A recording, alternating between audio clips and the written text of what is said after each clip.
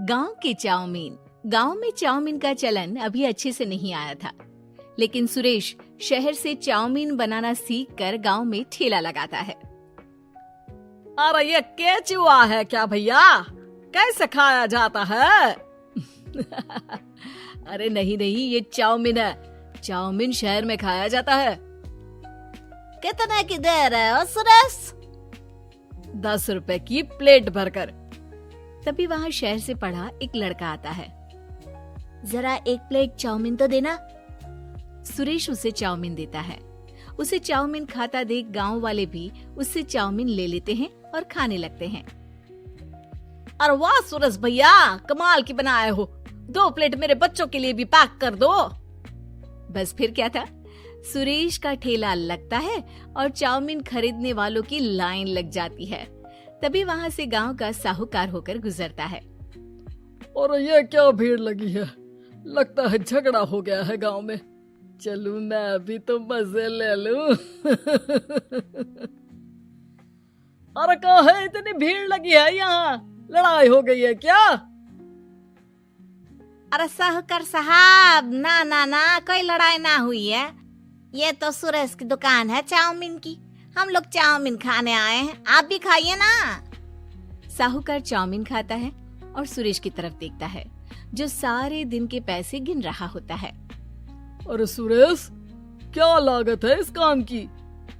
अरे साहूकार जी, आप अब आए तो ये पूरे 10,000 रुपए ले जाइए, जो पिछले साल शहर जाने से पहले आपसे लिए थे ना। लागत तो क्या कहे, जो आपने दिया था उसी में सीखा भी है और दुकान भी खोल ली। अरे पैसे इतने जल्दी क्या जरूरत थी? कैसे जरूरत नहीं थी साहूकार जी, इतना मोटा ब्याज कहाँ से भरते। साहूकार को अब सुरेश की दुकान को हड़पने की लालच आ जाती है। नाना करते ये सारे दिन में 500 रुपए कमा ही लेता है। अरे गांव में ये ऐसे ही कमाता रहा तो कहीं ब्याज का काम ना शुरू कर दे। अरे भैया, कोई ना कोई जुगाड़ तो करना पड़ेगा। अब साहूकार घर आ जाता है और अपनी बीवी को सारी बात बताता है। हाँ जी, ये तो मैंने भी सुना है कि सुरेश के हाथ की चाउमीन नहीं खाई तो कुछ नहीं खाया। अरे हाँ, सही ही कहते हैं। मैं भी खा कर ही आ रहा हूँ। अरे भाग्यवान है, कितना अच्छा हो ना अगर वो पैसा हम लोगों को मिल जाए। क्यों है? हाँ वो तो है, लेकिन कैसे? हम लोगों को तो चाउमीन बनाना आता ही नहीं है। साहूकार और उसकी बीवी अब रोज चुपके से सुरेश के घर जाते हैं और खिड़की से उसे चाउमीन बनाते देखते। अब क्या था, दोनों को चाउमीन बनाना आ जाता है। फिर एक रोज, और सुरेंद्र, तुझे साहूकारनी ने बुलाया था। बोल रही थी कि बेटे के जन्मदिन में 10 किलो चाउमीन का ऑर्डर देना है। बना दोगे ना? अरे हाँ साहूकार जी, मैं जरूर बना दूंगा। कब देना है घर में 10 किलो चाउमीन? अरे वो तो तू घर आकर बता कर लेना, मैं नहीं बता पाऊंगा। ठीक है, शाम को काम निपटा कर आ जाता हूँ।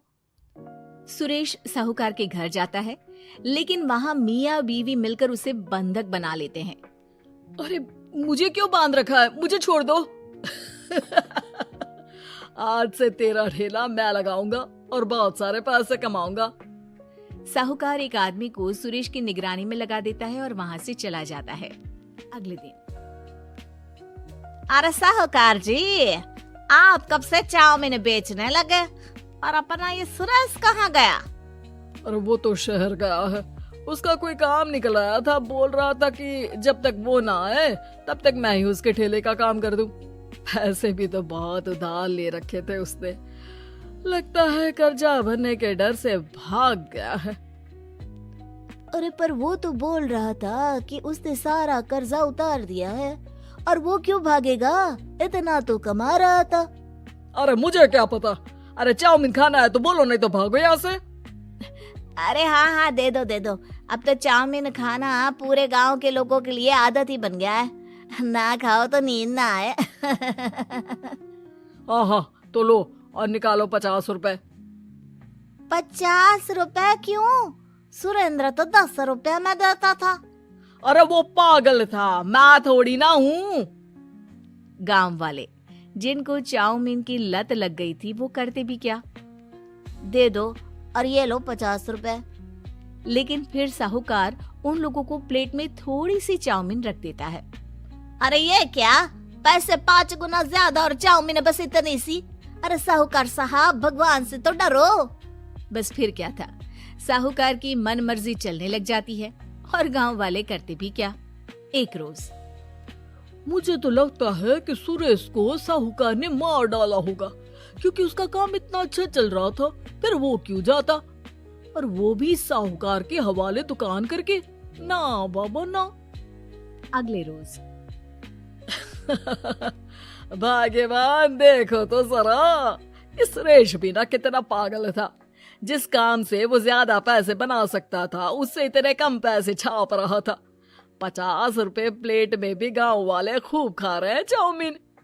हाँ जी, और जितने में वो लोगों को 10 प्लेट खिलाता था भर भर कर हम लोग उतने में 20 प्लेट बना रहे हैं। क्यों जी? वहीं सुरेश रोज भगवान से मांगता कि बस एक बार वो किसी तरह वहां से निकलने में कामयाब हो जाए, लेकिन उसकी हर कोशिश नाकामयाब होती। फिर एक दिन, अरे भाग्यवान, ऐसा कुछ करो कि चाउमीन बनाने का खर्चा आधा हो जाए, जिससे हम लोगों को और मुनाफा हो। ना जी, मुझे तो कोई तरकीब ना सूझ रही। अरे सुनो, एक काम करते हैं, चाउमीन बनाने में जो सब्जी लगती है वो मंडी में लेने तुम देर रात चली जाना। तब तक वो सारी सड़ी गली सब्जी जो दुकानदार वहीं फेंक जाते हैं, वो उठा कर ले आना फ्री में। अरे वाह जी वाह, आप तो बहुत समझदार हैं जी। बीवी वैसा ही करती है, लेकिन अब लोग चाउमीन खाते तो मुंह बनाकर। फिर एक बार, अरे राम राम राम, ये पेट में दर्द काहे हो रहा है? आई, आई, आई, आई, आई। हाय रे हाय, मेरा भी पेट दर्द के मारे फटा जा रहा है। सभी को शक हो जाता है कि उन लोगों को चाउमीन खाने से ही ये बीमारी हो गई है। वहीं दूसरी तरफ जो आदमी सुरेश की निगरानी कर रहा था, वो सो रहा होता है और मौका देखकर सुरेश वहां से भाग जाता है। सुरेश गांव वालों के पास जाकर उन्हें सब कुछ बता देता है। बस अब क्या था, साहूकार के घर पुलिस पहुंच जाती है।